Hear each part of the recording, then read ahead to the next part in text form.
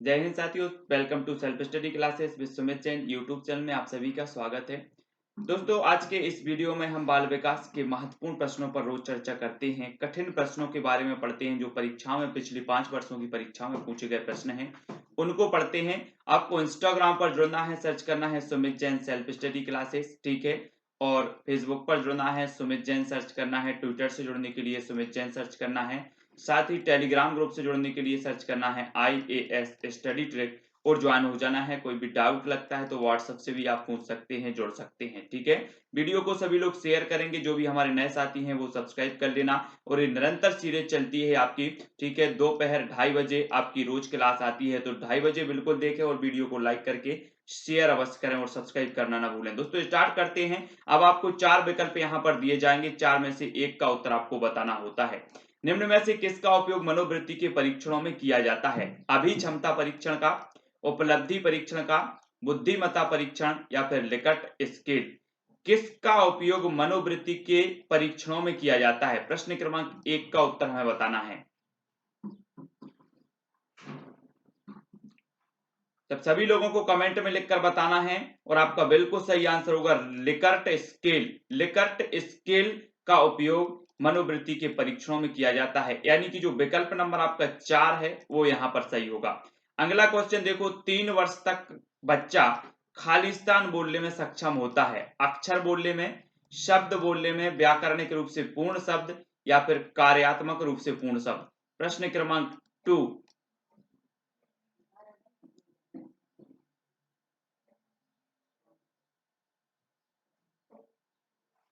तब आपका बिल्कुल सही आंसर होगा कार्यात्मक रूप से पूर्ण शब्द, यानी कि जो 4 नंबर है वो बिल्कुल सही हो जाएगा। बोलने में सक्षम होता है, कार्यात्मक रूप से पूर्ण शब्द बोलने में। अगला क्वेश्चन देख लेते हैं। अगला क्वेश्चन है, निम्न में से शैशवावस्था की विशेषता नहीं है तो क्या नहीं है? शारीरिक विकास में तीव्रता, मानसिक विकास में तीव्रता, दूसरों पर निर्भर या फिर नैतिकता का दोष? निम्न में से शैशवावस्था की विशेषता नहीं है बताना है। दोस्तों, आपने विकास की अवस्थाएं पढ़ी हैं, शैशवावस्था हो, बाल्यावस्था हो या फिर किशोरावस्था हो, सारी की सारी अवस्थाएं आपने पढ़ी हैं। निम्न में से शैशवावस्था की विशेषता नहीं है तो क्या नहीं है? शारीरिक विकास में तीव्रता या फिर मानसिक विकास में तीव्रता? तो आपका बिल्कुल सही आंसर होगा नैतिकता का दोष। नैतिकता का दोष यानी कि जो 4 नंबर है ये शैशवावस्था की विशेषता नहीं है, नैतिकता का दोष, ठीक है। 4 नंबर आपका बिल्कुल सही होगा। वंशानुक्रम व्यक्ति की जन्मजात विशेषता का पूर्ण योग है, यह कथन किसका है? वुडवर्थ जी का, जेम्स ड्रेवर का, BN झा का या फिर रॉस का? तो प्रश्न क्रमांक 4, और आपको बताना है कि वंशानुक्रम व्यक्ति की जन्मजात विशेषता का पूर्ण योग है, पूर्ण योग है, यह कथन किसका है? तो यह कथन है VN झा। VN झा यानी कि जो विकल्प नंबर आपका 3 है वो बिल्कुल सही हो जाएगा, ठीक है। अगला देख लेते हैं। अगला प्रश्न है, वातावरण का किस दृष्टि से सबसे अधिक महत्व है? वातावरण का किस दृष्टि से सबसे अधिक महत्व है? मानसिक विकास, सामाजिक विकास, शारीरिक विकास या फिर व्यक्तित्व निर्माण? तो वातावरण का किस दृष्टि से सबसे अधिक महत्व है? प्रश्न क्रमांक 5, और आपका बिल्कुल सही आंसर होगा व्यक्तित्व निर्माण। व्यक्तित्व निर्माण यानी 4 नंबर आपका सही होगा। वातावरण का किस दृष्टि से सबसे अधिक महत्व है? तो वो है व्यक्तित्व निर्माण में, 4 नंबर। अगला क्वेश्चन है, थांडाइक ने अपने सिद्धांत के प्रतिपादन हेतु प्रयोग किया? क्या प्रयोग किया? चूहे पर प्रयोग किया, चिंपांजी पर प्रयोग किया, बिल्ली पर या फिर कुत्ते पर? थांडाइक ने बताना है दोस्तों। प्रयास एवं त्रुटि का जो सिद्धांत थांडाइक ने दिया है ना, और थांडाइक जी ने ये सिद्धांत दिया है, तो इस पर, इन सिद्धांतों पर जो है इन्होंने प्रतिपादन किया और किस पर प्रयोग किया, ये चीज आपको बतानी है। दोस्तों, पूरा वीडियो आपको देखना है और पूरे के पूरे 20 प्रश्न इस वीडियो में रखे गए हैं जो कि आपके परीक्षा के लेवल के हिसाब से है, ठीक है। आपको पूरा करके लास्ट में बताना है कि आपने कितने प्रश्न अटेंड किए हैं और कितने नंबर आपको आए हैं, ठीक है। सभी लोग बताएंगे और लास्ट में एक क्वेश्चन आपको दिया जाएगा जिसका उत्तर आपको बताना होगा। और थांडाइक ने जो प्रयोग किया है वो किया है बिल्ली पर, यानी कि जो विकल्प नंबर आपका 3 है वो बिल्कुल सही हो जाएगा, ठीक है। अगला प्रश्न देख लेते हैं, अधिगम का कौन सा सिद्धांत प्रेक्षित जाता है जब बच्चा किसी परीक्षा में अच्छा प्रदर्शन करता है? तो आपके आंतरिक मस्तिष्क से चिंतन को प्रवृत्त करे, सिर्फ निरीक्षण करे, अधिक चिंतन और बातचीत कम करे या फिर तीव्र वातावरण में रहना पसंद करे? अधिगम का कौन सा सिद्धांत प्रेक्षित जाता है जब बच्चा किसी परीक्षा में अच्छा प्रदर्शन करता है?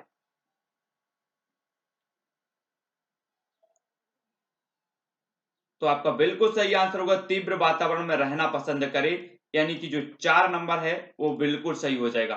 ठीक है ना? और हमने अभी पढ़ा था कि जो बहिर व्यक्तित्व के धनी होते हैं, है ना? जिसमें बहिर अंतर्दर्शन और बहिर्दर्शन, ये 2 प्रकार के जो हमने व्यक्तित्व पढ़े थे।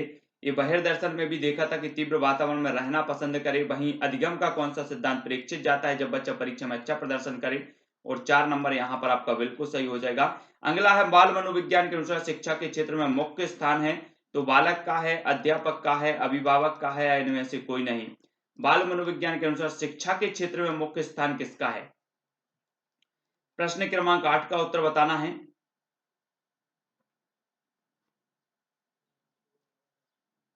तो आपका बिल्कुल सही आंसर होगा बालक का। बाल मनोविज्ञान में आपने पढ़ा है दोस्तों कि शिक्षा के क्षेत्र में जो मुख्य स्थान होता है वो किसका होता है? बालक का होता है। ठीक है, बाल केंद्रित शिक्षा जिसे कि हम कहते हैं। निम्न में से कौन सी शिक्षा मनोविज्ञान की सर्वाधिक व्यक्तिनिष्ठ विधि है? तो शिक्षा मनोविज्ञान की सर्वाधिक व्यक्तिनिष्ठ विधि है तो कौन सी है? अंतर्दर्शन, बहिर्दर्शन, अवलोकन, या फिर प्रयोगीकरण? तो प्रश्न क्रमांक 9 का आपका बिल्कुल सही आंसर होगा अंतर्दर्शन। ठीक है, अंतर्दर्शन जो विधि है ये सर्वाधिक व्यक्तिनिष्ठ विधि मानी जाती है, यानी जो विकल्प नंबर आपका 1 है वो यहाँ पर 1 नंबर सही हो जाएगा। आधुनिक मनोविज्ञान का अर्थ क्या है? मन का विज्ञान, आत्मा का विज्ञान, शरीर का अध्ययन, या फिर व्यवहार का अध्ययन? आधुनिक मनोविज्ञान का अर्थ हमें बताना है। प्रश्न क्रमांक 10।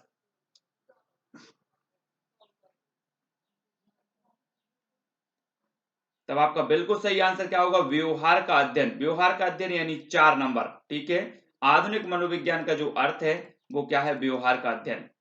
अगला क्वेश्चन देख लेते हैं, बाल मनोविज्ञान के आधार पर कौन सा कथन सर्वोत्तम है? सारे बच्चे एक जैसे होते हैं, प्रत्येक बच्चा विशिष्ट होता है, कुछ बच्चे विशिष्ट होते हैं, या कुछ बच्चे एक जैसे होते हैं? तो बाल मनोविज्ञान के आधार पर कौन सा कथन है जो सर्वोत्तम है?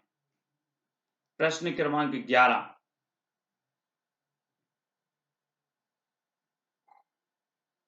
तो आपका बिल्कुल सही आंसर क्या होगा? प्रत्येक बच्चा विशिष्ट है, यानी 2 नंबर आपका बिल्कुल सही हो जाएगा। ठीक है, प्रत्येक बच्चा विशिष्ट है, 2 नंबर। बाल मनोविज्ञान के आधार पर कौन सा कथन सर्वोत्तम है? प्रत्येक बच्चा विशिष्ट है। आनुवंशिकता की इकाई क्या है? युग्मनज, जीन, निषेचित कोशिका, या फिर क्रोमोसोम? आनुवंशिकता की इकाई बताना है। प्रश्न क्रमांक 12।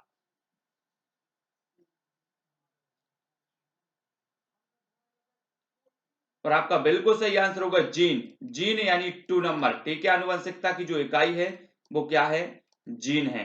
ठीक है, 2 नंबर। अगला देख लेते हैं दोस्तों, एक छात्र जो अंक अर्जित करने के लिए कार्य पूरा करता है वह इससे प्रेरित होता है। किससे प्रेरित होता है? आवश्यकताओं को जानना, आंतरिक कारक, बाहरी कारक, या फिर महारत लक्ष्य? एक छात्र जो अंक अर्जित करने के लिए कार्य पूरा करता है वह इससे प्रेरित होता है। प्रश्न क्रमांक 13 का आंसर बताना है हमें।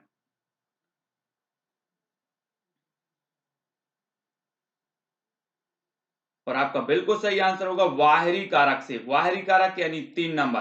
ठीक है, एक छात्र जो अंक अर्जित करने के लिए कार्य पूरा करता है वह किससे प्रेरित होता है? बाहरी कारक से प्रेरित होता है। 3 नंबर आपका बिल्कुल सही हो जाएगा। अगला क्वेश्चन है, कौन सा सिद्धांत अराजकता, नेटवर्क और जटिलता एवं आत्म संगठन सिद्धांतों द्वारा खोजे गए सिद्धांतों को एकीकृत करता है? तो कौन सा सिद्धांत है? संज्ञानात्मक सिद्धांत, संयोजनवाद सिद्धांत, व्यवहारवाद सिद्धांत, या फिर मानवतावाद सिद्धांत?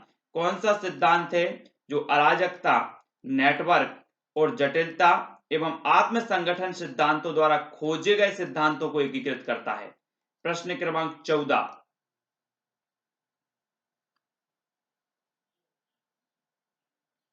तब आपका बिल्कुल सही आंसर होगा संयोजनवाद का सिद्धांत। 2 नंबर आपका सही हो जाएगा। ये सिद्धांत जो है ये जो है अराजकता, नेटवर्क और जटिलता एवं आत्म संगठन सिद्धांतों द्वारा खोजे गए सिद्धांतों को एकीकृत करता है, संयोजनवाद का सिद्धांत। अगला क्वेश्चन देखो, निम्न में से कौन समावेशी शिक्षा में एक शिक्षण कौशल नहीं है? तो कौन सा नहीं है? प्रदर्शन, निर्माणात्मक, उपलब्धि, या फिर योगात्मक?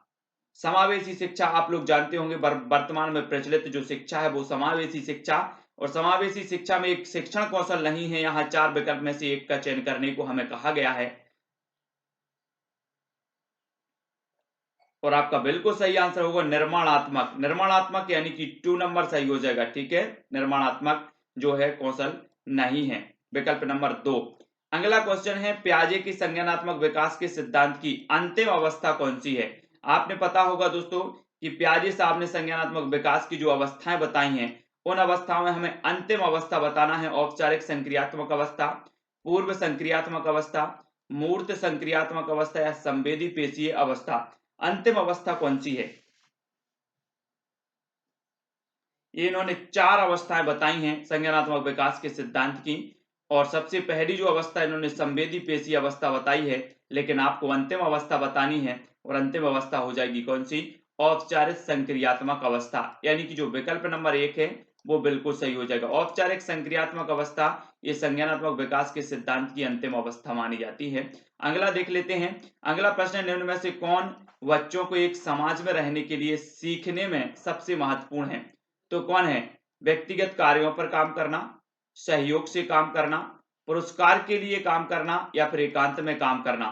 कौन बच्चों को एक समाज में रहने के लिए सीखने में सबसे महत्वपूर्ण है, तो कौन है।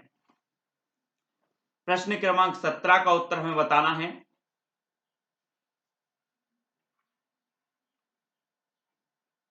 और आपका बिल्कुल सही आंसर होगा सहयोग में काम करना, ठीक है। सहयोग से काम करना, सहयोग से काम करना 2 नंबर आपका सही होगा। एक समाज में रहने के लिए सीखने में सबसे महत्वपूर्ण है सहयोग से काम करना, विकल्प नंबर 2। अगला क्वेश्चन है, पियाजे का मानना था कि बच्चे में भाषा का विकास निम्न के परिणाम स्वरूप होता है। किसके परिणाम स्वरूप, संज्ञानात्मक विकास के, आत्म केंद्रित विकास के, व्यवहारात्मक विकास के या फिर पर्यावरणीय विकास के। पियाजे का मानना था कि बच्चे में भाषा का विकास निम्न के परिणाम स्वरूप होता है। किसके परिणाम स्वरूप होता है।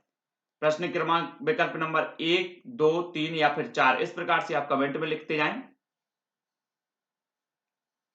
तो सभी को पता है कि पियाजे साहब ने संज्ञानात्मक विकास का सिद्धांत दिया है, और इन्होंने माना कि बच्चे में भाषा का जो विकास है वो होता है संज्ञानात्मक विकास के दौरान परिणाम स्वरूप। यानी कि जो 1 नंबर है वो बिल्कुल सही हो जाएगा, ठीक है। अगला क्वेश्चन है, समावेशी कक्षा में पढ़ाने का मुख्य उद्देश्य क्या होता है। छात्रों को नौकरी के लिए तैयार करना, छात्रों को परीक्षा पास करने के लिए तैयार करना, छात्रों की चिंतन शक्ति का विकास करना या छात्रों को नोट्स प्रदान करना। समावेशी कक्षा में पढ़ाने का मुख्य उद्देश्य क्या होता है। प्रश्न क्रमांक 19।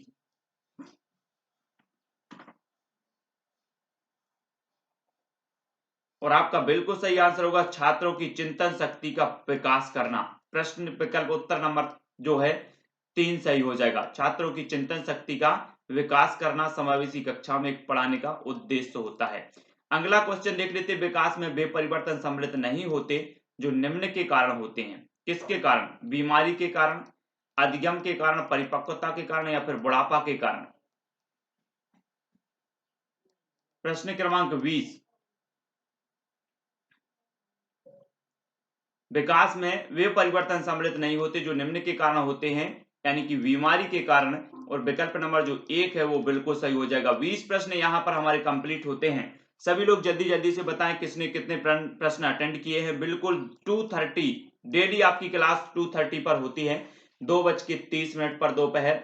और बिल्कुल शुरू से आप वीडियो को जरूर देखें, बहुत ही बढ़िया प्रश्न है एमपी टेट, रीट या सीटीटी एग्जाम के लिए, ठीक है। वो तो आपको खुद पढ़ करके पता चलता होगा कि लेवल क्या है ना, किस प्रकार के प्रश्न हैं। तो 20 में से आपने कितने प्रश्न किए हैं फटाफट से सभी लोग बताएंगे, वीडियो को सभी लोग लाइक करेंगे। और एक प्रश्न है जिसका उत्तर आपको ही बताना है, क्लासिकल गेस्टाल्ट सिद्धांत किसके द्वारा प्रतिपादित किया गया। क्लासिकल जो गेस्टाल्ट सिद्धांत है ये किसके द्वारा प्रतिपादित किया गया। आपको 4 विकल्प दिए जाते हैं, थांडाइक महोदय, कोहलर महोदय, पियाजे महोदय या फिर पावलार महोदय। ये 4 में से एक का चयन बताना है। जिनसे बनता है वो कमेंट में लिखेंगे और जिनसे नहीं बनता है वो सीख लेंगे, ठीक है ना। तो क्लासिकल से गेस्टाल्ट सिद्धांत किसके द्वारा प्रतिपादित किया है। प्रश्न क्रमांक 21 का जितने भी कमेंट में बताते हैं वो उनका माना जाएगा कि हाँ इनसे बनता है। जो लोग नहीं बता पाते हैं वो जरूर सीखेंगे, इसको ढूंढेंगे क्लासिकल गेस्टाल्ट सिद्धांत किसके द्वारा प्रतिपादित किया गया है, ठीक है। वीडियो को सभी लोग लाइक करेंगे, इंस्टाग्राम से भी हमें जुड़ना है और एमपी टेट ग्रेड 3 वाले, रीट वाले, सीटीईटी वाले सभी के लिए बाल विज्ञान, है ना, बाल मनोविज्ञान, बाल विकास से संबंधित प्रश्न पूछे जाते हैं। तो ये उपयोगी है self study classes with Sumit Jain. शाम को 6:30 बजे पर्यावरण की क्लास होती है, तो उससे जरूर जुड़ना है। और इंस्टाग्राम से जुड़ना है Sumit Jain self study classes आपको सर्च करना है। व्हाट्सएप से जुड़ने के लिए आपको नंबर दिया है ना। और फेसबुक से आप सुमित जैन सर्च करेंगे, आपको ट्विटर से भी जुड़ना है सुमित जैन, और साथ ही जो है टेलीग्राम ग्रुप से जुड़ना है, सर्च करना है IAS स्टडी ट्रिक और ज्वाइन हो जाना है। सभी लोग सब्सक्राइब जरूर करना है, सब्सक्राइब करके जो है बेल आइकन को दबाना है, और वीडियो को शेयर जरूर करना है। दोस्तों आप लोग शेयर नहीं कर पाते, क्यों नहीं कर पाते? शेयर करें व्हाट्सएप पर, फेसबुक पर, और अपनी ये जो क्लास है वो निरंतर बनी रहे, इसके लिए प्रोत्साहन आपका जरूरी है। शेयर करते रहें, लाइक और कमेंट के माध्यम से बताते रहें। ठीक है, वीडियो कैसा लगा ये भी बताएं। आज के वीडियो के लिए बस इतना ही। जय हिंद।